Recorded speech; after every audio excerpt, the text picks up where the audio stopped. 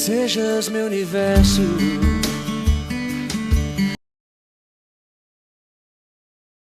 Boa noite, bom dia, boa tarde, a paz do Senhor para todos. Estamos aqui em mais uma 1 Samuel 7:12 Cast e temos hoje uma entrevista que para mim será desafiadora, que para quem não conhece, hoje eu vou entrevistar a minha irmã, não só em Cristo, mas também de sangue. Fomos criados juntos, o rosto é quase igual. Graças a Deus. É tipo assim, né? Você sabe que pode sair do mesmo lugar, mas não vem a mesma coisa. É mais ou menos assim. Mas hoje nós vamos falar, ela não mora aqui, ela está sendo a pessoa que será entrevistada, que vai trazer para você esclarecimento, dúvidas e também, principal, edificação para a sua vida. Amém? E não deixa de nos apoiar no like, não deixa de nos apoiar também escrevendo no canal. Nós temos a marca de chegar até 500 inscritos. Eu acredito que você tem uma galeria dentro desse canal, a qual que tem vários assuntos de cunho religiosos, cunhos políticos, mas mais voltado para a fé. Porque o propósito do podcast é irmão ajudando irmão.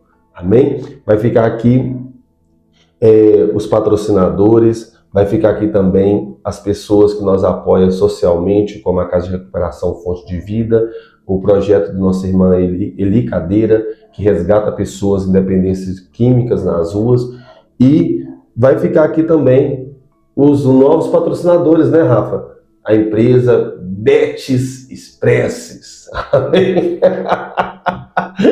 É algo novo no mercado, mas está bombando aí. E também, antes de dar o direito a Thaíris de fala aqui, nesse exato momento para se apresentar, vai ficar aqui também, você vai seguir aqui a página do Instagram dela e você vai entender o porquê ela hoje exerce uma profissão fora do país, com o advento da internet, pode também estar te auxiliando em terapia, amém? Sabemos que hoje nós estamos vivendo um período das doenças psicossomáticas e ela hoje é qualificada para essa área, amém? Antes de qualquer coisa, eu queria que você se apresentasse, seu nome, de onde você veio. Olá, paz do Senhor para todos. Eu chamo Thaíris, atualmente moro em Portugal, resido lá há 8 anos, casada, tenho uma filha. Sou psicanalista clínica. Hoje eu trabalho com saúde mental, que é algo que está muito importante hoje, que as pessoas muitas das vezes negligenciam isso, né? Tá assim, absurdo isso no mundo inteiro, não só no Brasil, Portugal, em todos os lugares. As pessoas deveriam priorizar um pouco mais a saúde mental, que tudo começa na nossa mente. Amém. Thaíris, nós temos algumas perguntas de dúvidas. Nós oramos aqui antes do podcast, mas como eu sei que tem muitas perguntas, a gente vamos fazer a nossa oração para os nossos ouvintes finais. Assim, eu sei que a gente veio da fé católica apostólica romana, bem rápido, porque é ela que será entrevistada. A gente nascemos no interior de Minas Gerais, aonde minha mãe teve ela primeiro, depois se uniu ao meu pai e ali eu nasci também. Temos uma diferença pouca de idade, vivemos debaixo de escassezes, né? Como até nós vamos falar ao decorrer do tempo desse projeto que você enganjou também. Situação precária mesmo. E aí a gente viemos aqui para Belo Horizonte, isso no meados de 2001 para 2002, e aqui em Belo Horizonte a gente teve, como está escrito no seu livro, que eu achei muito interessante, se adaptar de novo. A nossa vida sempre foi adaptação. Verdade. Crescemos aqui com as nossas limitações, dificuldades, da maneira que deu para crescer, o que deu para fazer, com meu pai trabalhando, minha mãe trabalhando. Os caminhos foram distintos, aí veio o seu casamento, você casou, você foi morar em Sabará, e sua vida estava muito tranquila aqui. Muito tranquila, assim, eu acredito que estava muito tranquila. Casada, casa, tudo bonitinho, minha sobrinha nasceu, mando um abraço, né, para Caroline, para o Hugo, que eu acredito que vai estar vendo essa entrevista quando sair, for lançada, né, no canal. E dá na sua cabeça de ir para Portugal. Onde que aconteceu isso? Foi um chamado de Deus que você também converteu ao Evangelho? Ou isso era projeto seu quando você foi para Sabará? Não foi projeto meu. Foi quando eu tinha na faixa de uns 18 anos, Deus me entregou que eu não ficaria no Brasil. Eu teria missão fora do Brasil. No meados de 2018, o Hugo, meu marido, ele sentiu de não estar mais no Brasil. Foi mais por ele, não foi por mim naquele momento. Senti medo, como todo mundo, para iniciar uma vida fora. É muito medo, porque você não sabe o que você vai encontrar lá fora. Você só leva uma mala de 23 quilos, muitos sonhos e expectativas. A verdade é essa. Oramos quando ele decidiu que pra gente poder ir, oramos. E eu entreguei na mão de Deus aquele projeto de irmos. E confiei, né? Somente confiei em Deus e a gente foi. Foi mesmo um projeto de Deus, porque nossa viagem foi exatamente com um mês. Do tempo que ele decidiu e a gente conseguiu organizar tudo para ir para Portugal, foi dentro de um mês. Dentro de um mês a gente estava em Portugal. Então você foi um Abraão. Quase isso, sai da tua parentela, exatamente. Sai da sua terra, da sua parentela. Deus não falou, direcionou o endereço, mas não falou como seria, né? Não. E aí, agora eu quero que essa história paralise aí. Deus deu um chamado. Sim. Pôs em oração. Sim. E eu lembro da correria, né? Saiu desfazendo de tudo, vendendo tudo, só não vendeu a casa. Arrumou os 23 quilos. Só 3 malinhas que a gente 3 malinhas, pegou Carol, colocou. Mais uma com a Carol, 4 malinhas.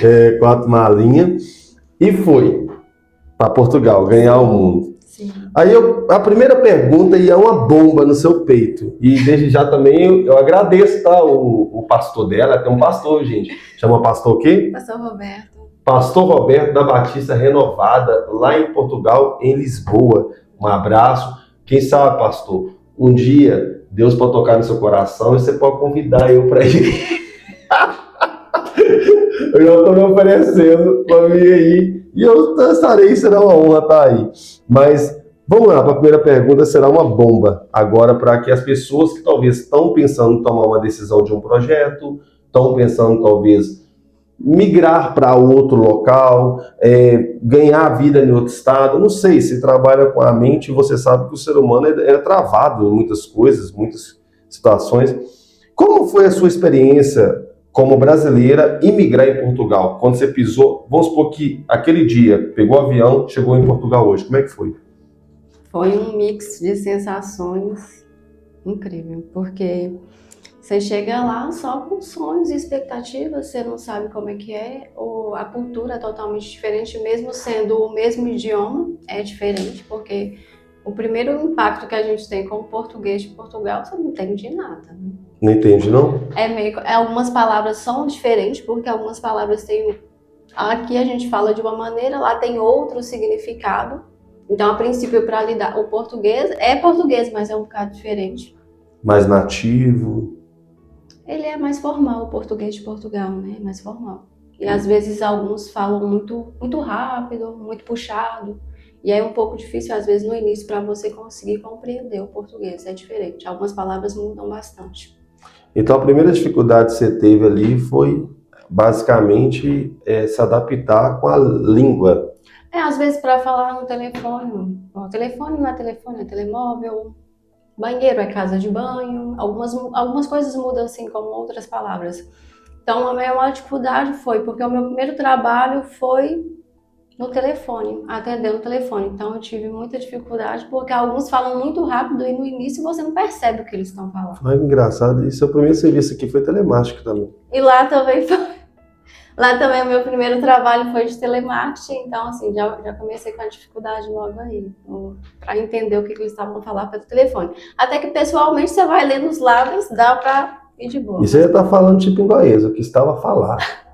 É porque que acaba que a gente pega. Pega mesmo. Já são 8 anos que eu moro lá, então eu convivo mais com lá. Engraçado, eu tô falando isso brincando, mas mesmo a gente fica num lugar e já pegando sotaque mesmo. Não, a gente pega o sotaque, a gente pega o jeito, várias coisas, não tem como a gente mudar isso.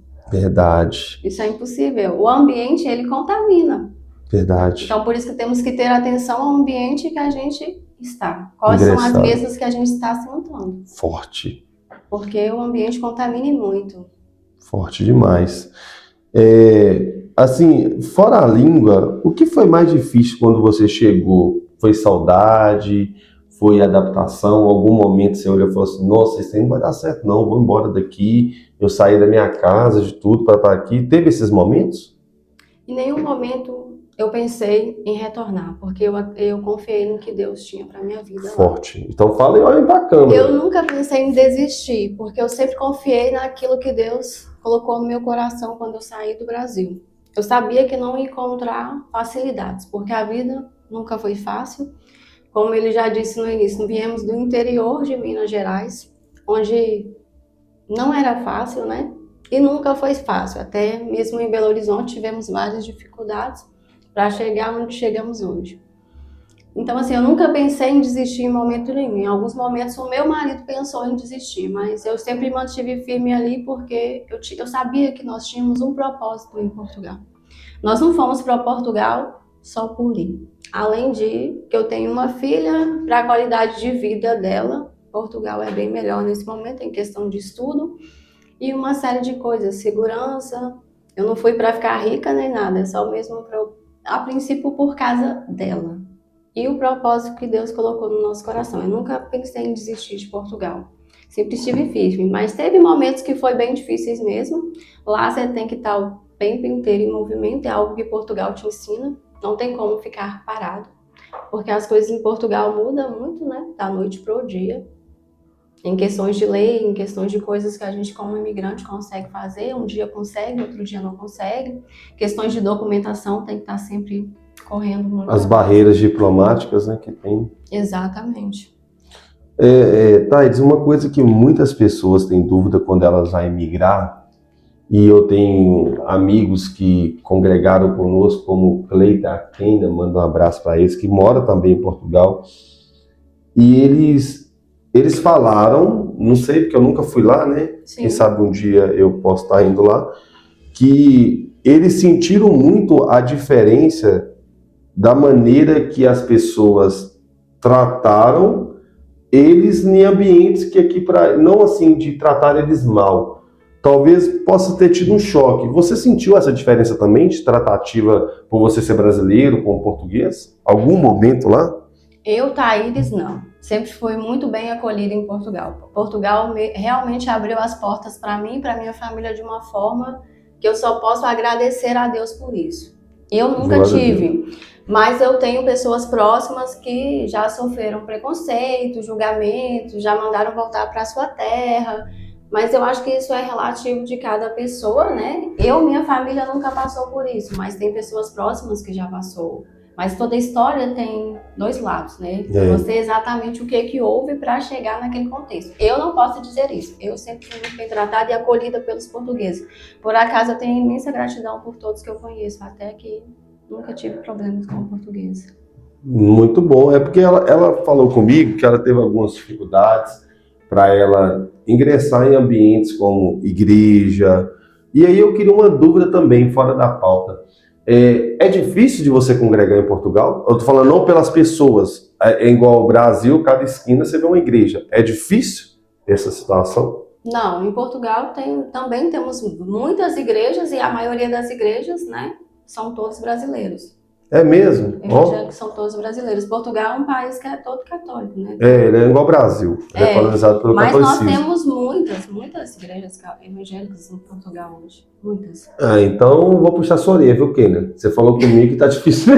Mas também depende a região que a Kênia vive. Eu vivo em Lisboa, então... Você vive na capital de Portugal. Exatamente, eu tô ali próximo ao centro. Então, para mim, eu tenho tudo de fácil acesso. Eu não sei qual é a região que ela vive. Entendi. Talvez ela pode estar mais pro norte e é mais difícil determinar. Ela falou que ela vive mais um pouco mais afastado das capitais, porque, segundo ela falou que em Portugal a moradia é a única coisa que é muito cara. O Exatamente. resto tudo é mais acessível.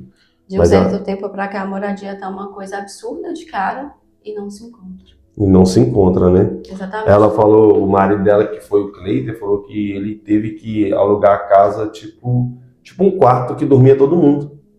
E era caro.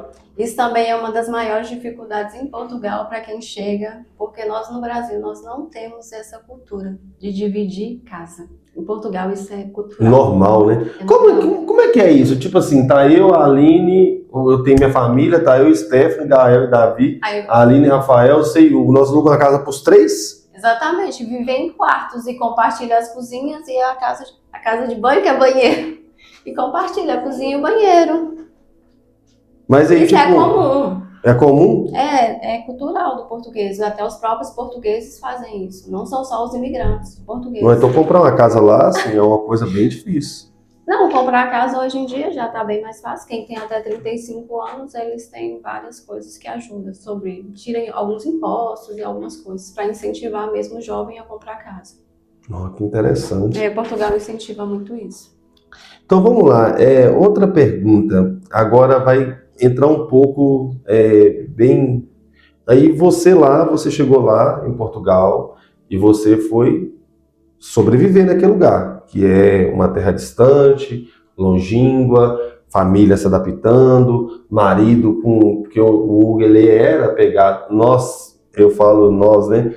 Nós temos uma linguagem de amor, onde que a gente foi criar diferente, de fazer, né? Não tinha, né? Tanto de afeto, tanto disso, aquilo. Já o Hugo já é mais bem afetuoso com a família dele. Mas a questão do Hugo também é porque ele sempre morou no lugar que ele nasceu. Nós não.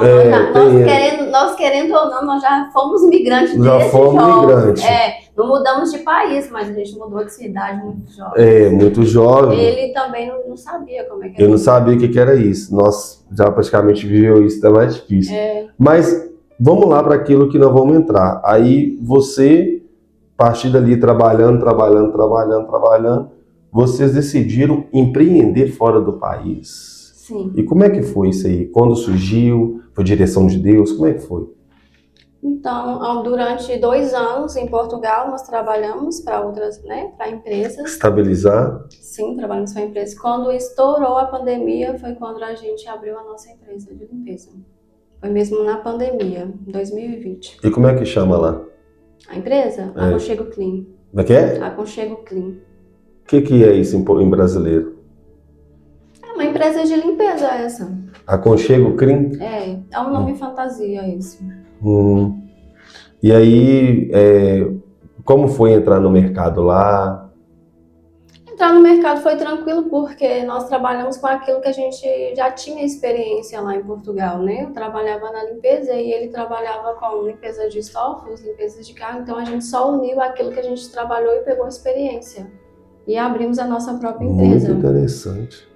Aí a gente já tinha experiência nisso, assim. E no início não foi muito difícil ter os primeiros clientes, porque eu já trabalhava nessa área, então já tinha um domínio disso. Primeiro a gente dominou a área e depois abrimos a nossa própria empresa em Portugal.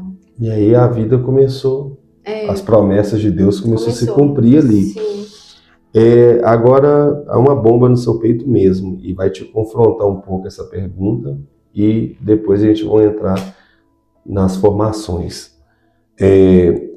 Qual foi para você o pior desafio emocional morar longe da família? Porque aperta um pouco. Querendo ou não, você teve uma vida de sobrevivência com a minha mãe no início, depois nós se adaptamos várias vezes. Qual foi? Falou assim, puxa, mas tá difícil, tá apertando. Qual foi? Sem dúvida é a saudade. Porque você larga tudo, né? Você abre mão de tudo aqui para viver o novo lá, né? É a saudade de todo mundo.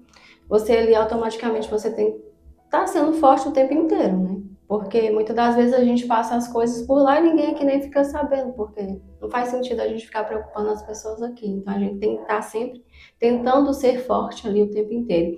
E os primeiros 2 anos são muito desafiadores. São muito desafiadores. Eu falo que depois que você passou os 2 anos ali, é mais fácil você permanecer ali. É o tempo da pessoa, ou ela fica ou ela retorna. A maioria das vezes é isso. Os primeiros anos são muito difíceis, muito. Então a sua família, a igreja, até mesmo também, foi fundamental. E o propósito, né? Com certeza, eu sempre tive foco naquilo que eu queria, naquilo que Deus tinha colocado nas minhas mãos.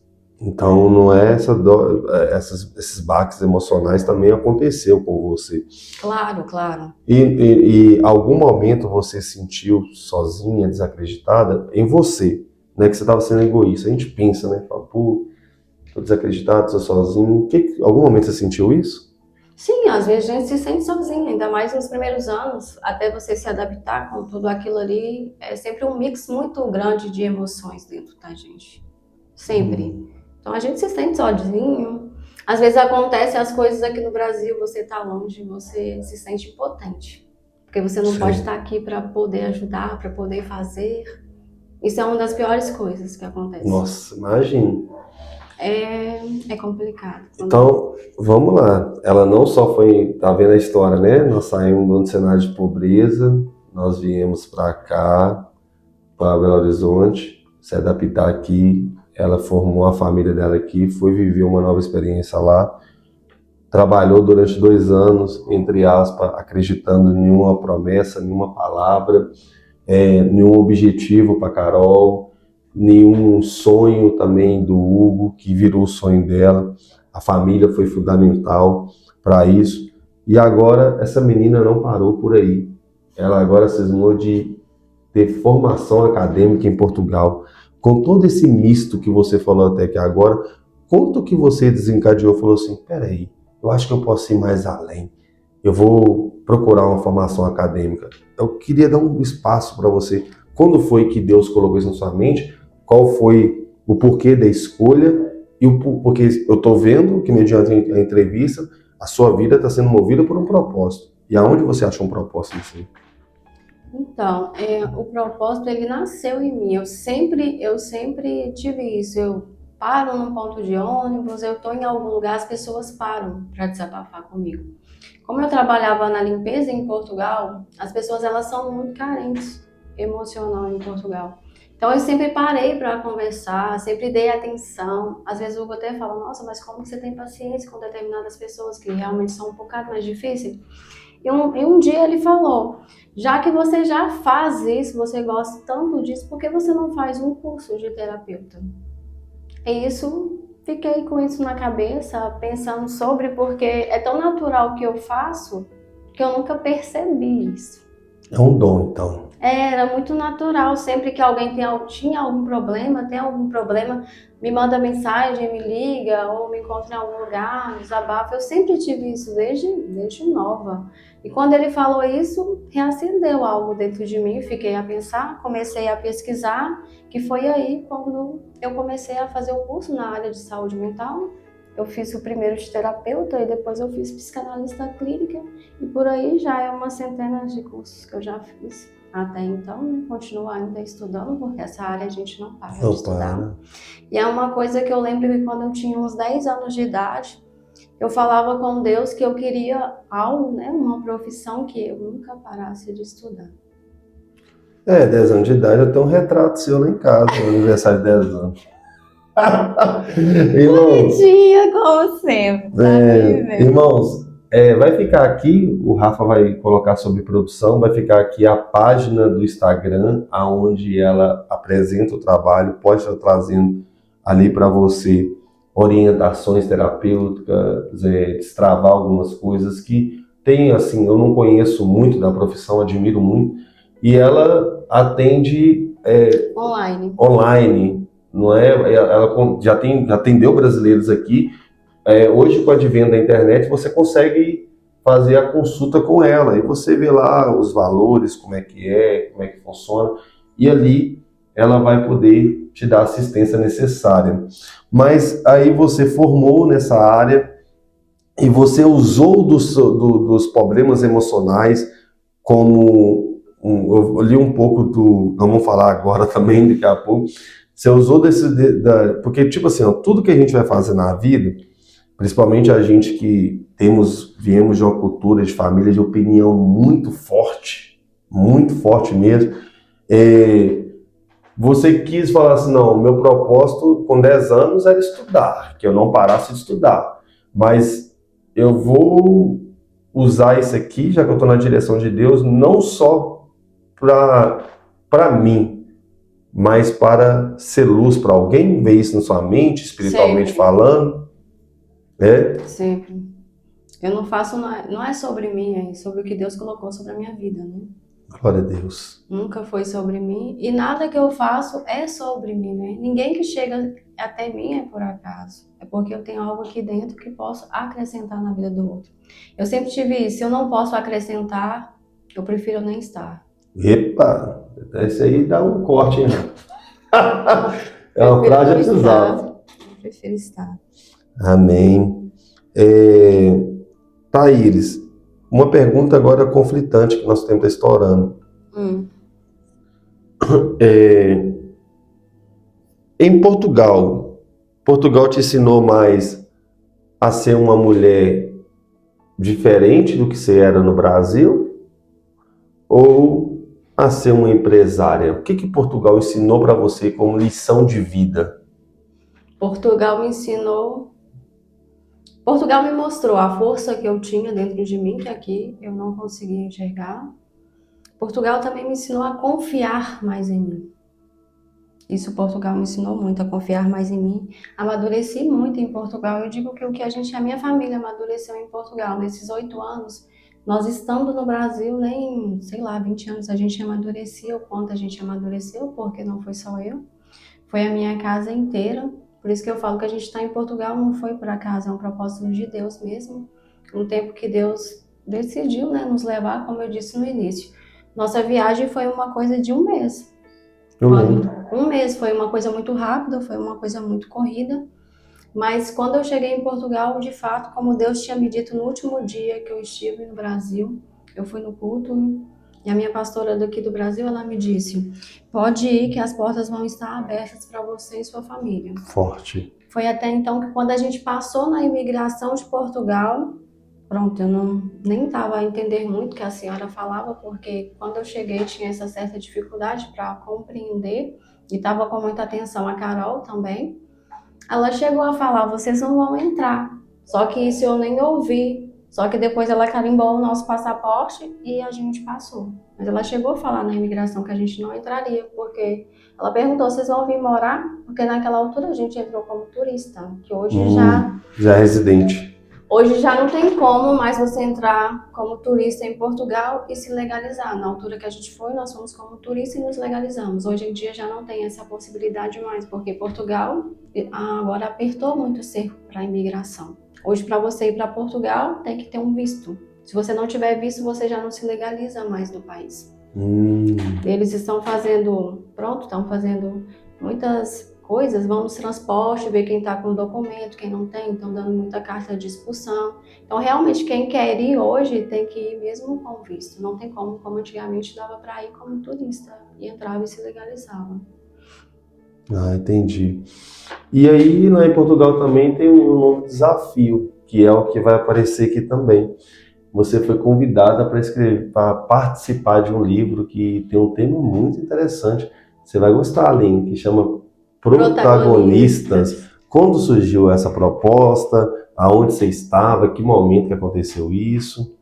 Pois eu conheço a idealizadora do livro há muito tempo já, porque eu sempre participo, né, dos eventos dela, eu gosto bastante. Ela faz eventos com mulheres, né? Eu gosto muito. Em dezembro... Eventos na igreja ou faculdade? Não, é eventos fora mesmo, fora da igreja, mas ela faz só trabalhos com mulheres, então eu sempre participo desses eventos dela. Gosto muito, ela é treinadora comportamental, eu gosto bastante do trabalho dela. E pronto, ela já me acompanha há um tempo e me fez o convite. A princípio eu pensei em recusar o convite, porque sempre vem aquilo, não estou preparada para isso. Mas logo Deus tocou no meu coração que... Uma vez também ele colocou no meu coração que a minha história não ficaria só comigo. Ela não poderia morrer só comigo. Foi aí então que eu lembrei da promessa do Senhor lá atrás, que eu não poderia recusar esse convite dela, porque a minha história e da minha mãe não pode morrer só conosco. Com certeza. A princípio eu estou nesse livro com mais 18 mulheres, né? Muitas histórias maravilhosas lá no livro. E também já fui convidada para fazer o livro sozinha, mas a princípio, com tudo que tem acontecido nesse momento, eu preferi dar uma pausa e esperar o tempo certo para isso acontecer. Amém. Eu li lá, vai ficar aqui, aquele QR Code você consegue acessar? Consegue, Comprar? aquele QR Code vai para direto para o meu Instagram, aquele QR Code. Ah, entendi. Ô, irmãos, eu li lá, né? Aí ela resumiu bem, assim, 18 mulheres, né? A respeito de mulheres que foram protagonistas das suas histórias. Tenho aqui um podcast aqui também, que a gente gravou. Como é que é, Aline? É Serva Empreendedoras, né? Foi com a Aline, que ela contou um pouco da história dela de empreender, como é que nasceu isso. É um protagonismo também. E aí a Thaís, ela foi lá para Portugal, gente, foi convidada a participar de um livro. E eu, curioso, né, vai lançar ainda em junho, falei que ela me manda aí, deixa eu levar meu piloto. Aí eu cheguei e comecei a ler lá para minha mãe, li no serviço, li na minha mãe. É muito gostoso de ler, a escrita, não sei se... Ali teve mulheres brasileiras, eu não li todas as histórias, não. Tem, a maioria são brasileiras. São brasileiras migrantes? Isso. Ah, tá. Mas tem brasileiras que estão na Suíça, tem brasileiras que estão aqui no Brasil mesmo. Ela coletou as histórias. Tá. Tem brasileiras de várias partes do mundo, assim, lá. Eu achei muito interessante e vocês vão amar, porque é um livro objetivo, é um livro com a escrita muito boa. Então, adquire, eu não sei como é que vai fazer, vai ficar o QR Code aqui, a página dela, e aí vocês vão ter a ciência desse livro e vai mudar suas vidas, porque mediante eu vi a linguagem que a Thaís abordou ali, para ver a história dela, e eu acredito que tem histórias maravilhosas ali, você começa a desfocar a sua vida, dar um passo para trás e enxergar que tem um mundo na sua frente. Que hoje a dor que te limita, talvez você pode usar ela de outra forma, não é?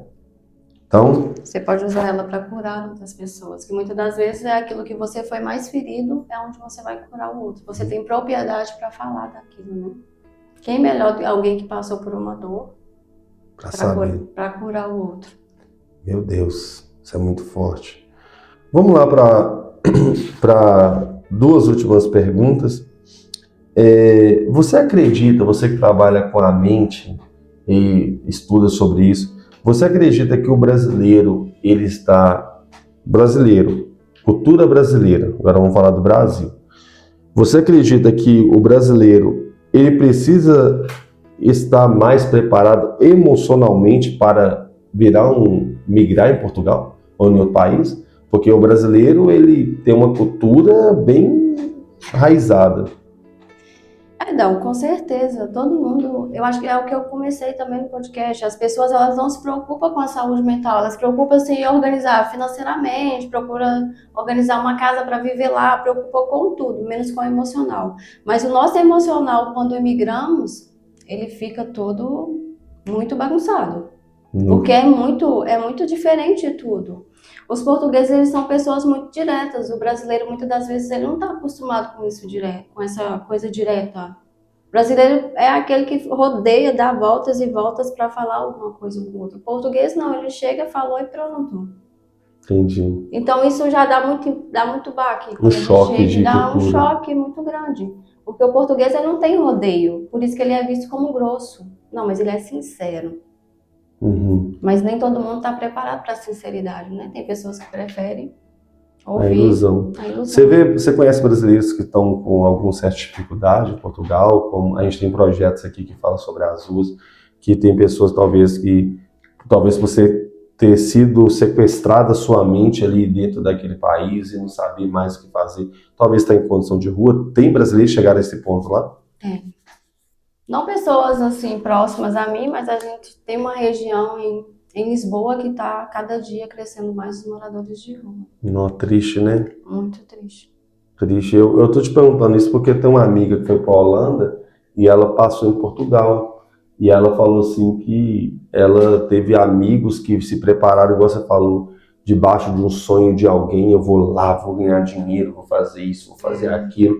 E a mente dele estava preparada pela ilusão do que ele a opinião que ele deu para a mente dele. Eu vou lá, vou fazer isso e aquilo. Só que quando ele chegou, ele talvez achou que era como o Brasil, Rafa. Eu vou trabalhar num ambiente, vou pagar aluguel, vou ir para vários lugares e tal. Só que ele foi viver uma outra realidade. Ele não se preparou. E aí, longe da família, o colapso mental. Mas algo também que eu acho que também tem atrapalhado muito é porque as pessoas acreditam muito no que vê no Instagram, no YouTube, aqueles YouTube que só conta as maravilhas, porque lá fora a gente sabe, não é só maravilhas, tem as coisas difíceis, mas as pessoas pregam uma vida que lá é tudo tão simples que o outro não pesquisa e acha que é dessa maneira. Isso eu acho que é um grande problema, esses YouTubers que vendem uma história que não é aquilo. Na internet nada é feio, né? Tudo é lindo, tudo é maravilhoso, mas não é bem assim. A gente tem os perrengues também, como todo mundo tem em todos os lados do mundo. Mas uma pergunta, aproveitando aqui, nunca Pode fazer. Mesmo eles sendo...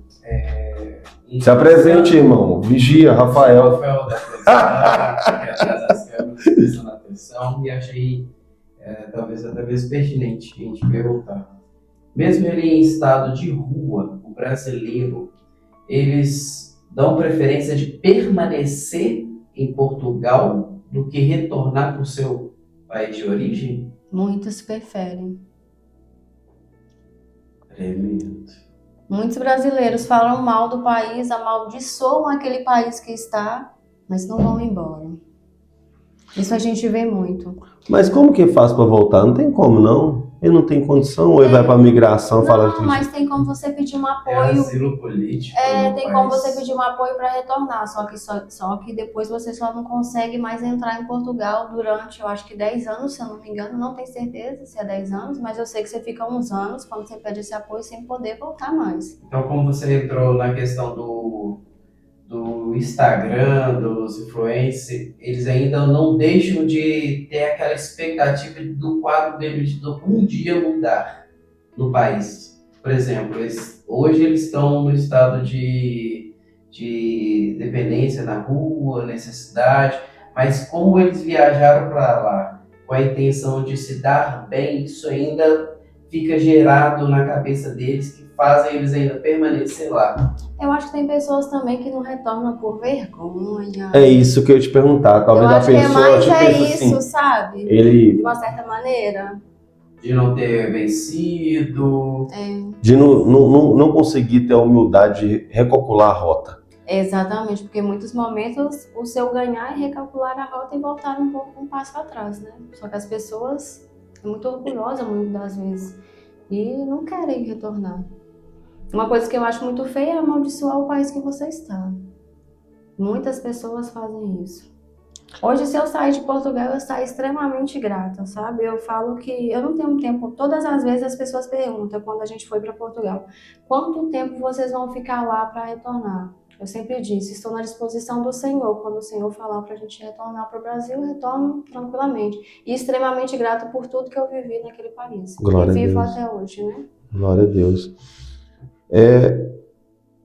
Nós já falamos um pouco sobre isso, né? A questão dos sonhos das pessoas. E vai a última pergunta para você, depois nós temos 3 perguntas finais. Que é, valeu a pena deixar tudo para trás para viver em Portugal? Valeu muito a pena, porque eu cresci muito como ser humano, como pessoa. Então valeu a pena, assim, para mim. Você tem aproveitado seu tempo lá, né? Tem. Eu aproveito o máximo que eu posso das oportunidades. E conhecendo outros lugares chiques, hein? Vai lá no Instagram, você vai ver Roma.